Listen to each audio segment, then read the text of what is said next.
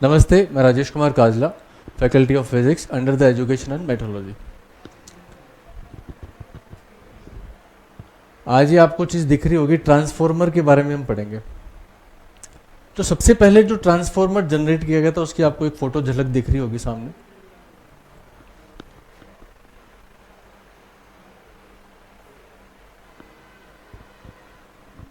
ये सबसे पहले जो ट्रांसफॉर्मर यूज किया गया था, फर्स्ट ट्रांसफॉर्मेशन इनके डिटेल 1885 में किया था। आजकल का जो ट्रांसफॉर्मर है आपको इस चीज़ में नज़र आता है। ट्रांसफॉर्मर के बारे में मैं आपको बेसिक चीज़ें बता देता हूँ कि ट्रांसफॉर्मर होता क्या है, हम इसको यूटिलाइज़ कहाँ करते हैं और किस किस टाइप के यूटिलाइज होते हैं।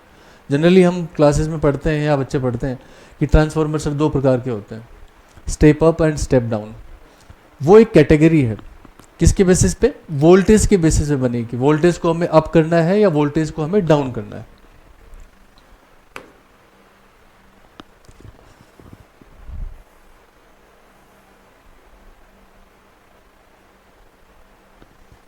ये किस टाइप की डिवाइसेस होती है? स्टैटिक टाइप डिवाइसेस होती है।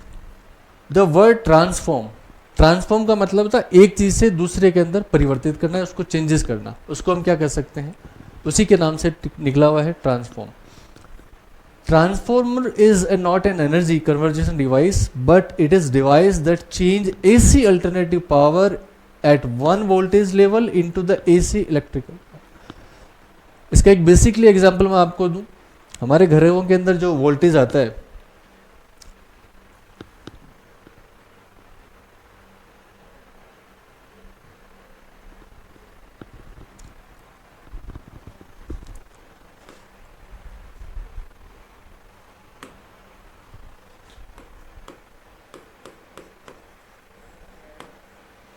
उस वोल्टेज की बात करता हूं मैं। जो आप सप्लाई देखते हो, आसपास आपके ट्रांसफॉर्मर नजर आते हैं, तो आपका वो लगभग लगभग इतने वोल्टेज का है। इतना वोल्टेज वहां से सप्लाई होता है, फिर ट्रांसफॉर्मर उसको चेंज करता है और चेंज करने के बाद अपने घरों में जो वोल्टेज आता है वो आता है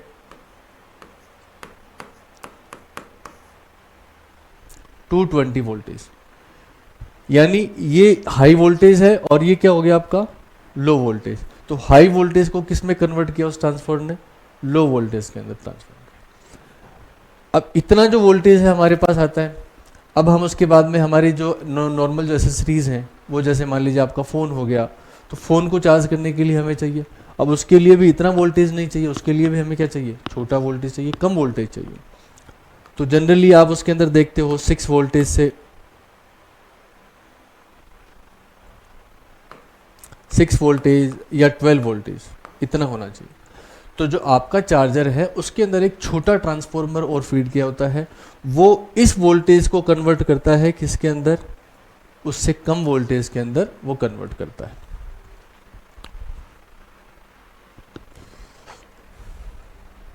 आगे देखो, level through the action of magnetic field but with a proportional increasing और decreasing in the current rating without a change in frequency. ये सबसे बड़ी बात है, फ्रीक्वेंसी को चेंज किए बिना ये सारे काम होते हैं। फ्रीक्वेंसी कितनी होनी चाहिए? फ्रीक्वेंसी डिपेंड करती है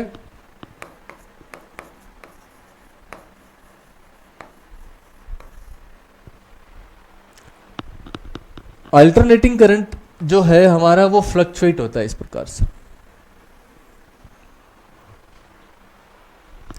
यानी इन द इंडिया की हम बात करें तो इंडिया के अंदर जो फ्लक्चुएशन होता है वो 1 सेकेंड के अंदर कितनी बार फ्लक्चुएट होता है? 50 टाइम बार फ्लक्चुएट होता है।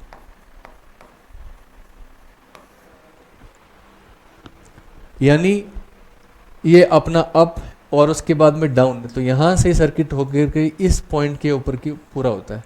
ये इतना फेज करने को हम 1 टाइम कहते हैं।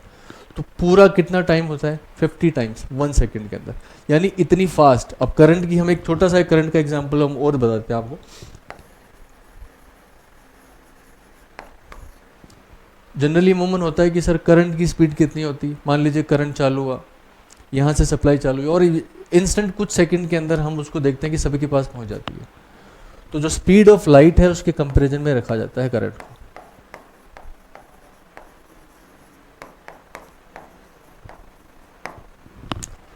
लाइट के लगभग इक्विवेलेंट रखा जाता है करंट को, 3 इंटू 10⁸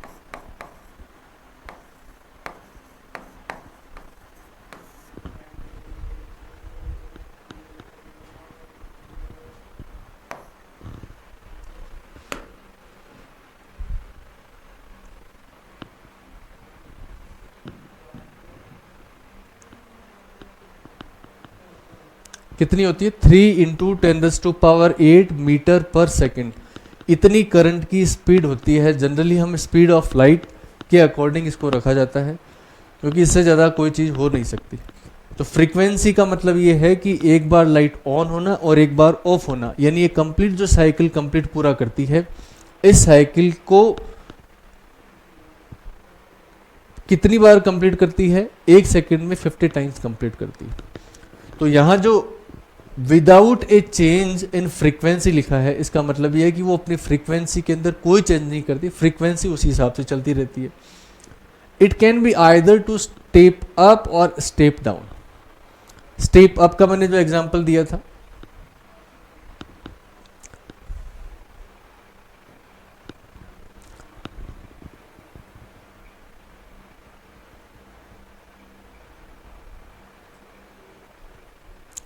स्टेप अप और स्टेप डाउन, वोल्टेज को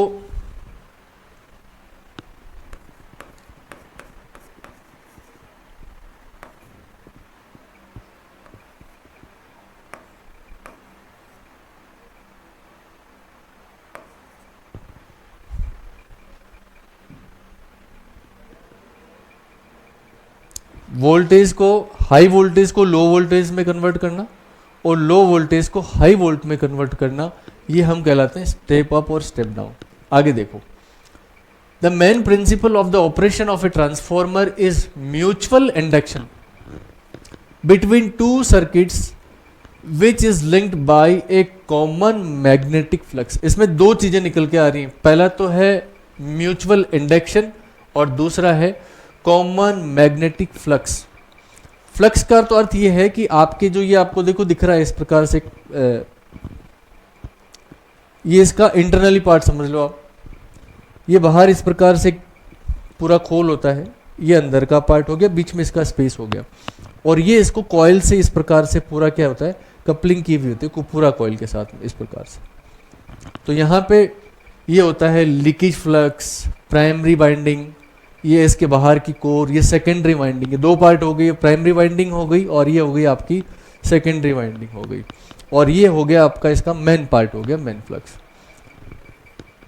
म्यूचुअल इंडक्शन और कॉमन मैग्नेटिक फ्लक्स, फ्लक्स का मतलब है आप करंट जब फ्लो कर रहे हो तो उसके आसपास का जो इन्वायरमेंट है वो भी उसको कहीं ना कहीं इफेक्टिव करता है। जितना ज़्यादा हाई वोल्टेज होगा उसके आसपास का एक एटमॉस्फेयर बनाता है, वो मैग्नेटिक फील्ड जनरेट करता है, मैग्नेटिक फील्ड के कारण मैग्नेटिक फ्लक्स जनरेट होता है। मान लीजिए करंट अपना सीधा फ्लो हो रहा है, करंट की एक मान लीजिए एक प्रॉपर इस प्रकार से एक डायरेक्शन है, तो डायरेक्शन के अकॉर्डिंग उसके साथ में और भी चीज़ें जनरेट होती हैं जो हम कहते हैं मैग्नेटिक, उसका एक मैग्नेटिज्म होता है। अगर उस मैग्नेटिज्म के अंदर अगर आप कोई इंटर्ड होता है तो उसको भी वो करंट फील होता है। वो किसकी वजह से होता है, मैग्नेटिक फील्ड की वजह से, ना कि वो करंट की वजह से होता है। करंट तो उसका जो पास हो रहा है उसका स्ट्रेट लाइन के अंदर है, लेकिन एक उसका एरिया है, उसके वोल्टेज पे डिपेंड करता है वो कितने हाई पावर का वोल्टेज है। अगर लो वोल्टेज का होगा तो हमें महसूस नहीं होगा। जैसे आप घरों के ऊपर से देखते हो या कोई बड़ी लाइन जो गई हुई है तो उनके बीच में डिस्टेंस रखा जाता है ज़्यादा, छोटी लाइन है तो उनका डिस्टेंस बीच में दो वायर्स के बीच में डिस्टेंस कम रखा जाता है। उसका बेसिक रीज़न यही होता है कि जितना ज़्यादा वोल्टेज हाई रहेगा उसका फील्ड भी उतना ज़्यादा रहेगा, तो एक फील्ड दूसरे फील्ड को क्रॉस नहीं करे, क्रॉस करेगा तो क्या होगा,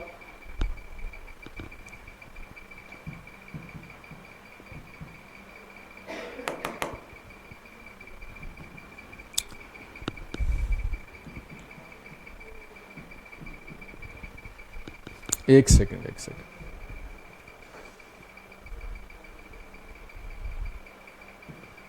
थोड़ा नेटवर्क इशू आ रहा है।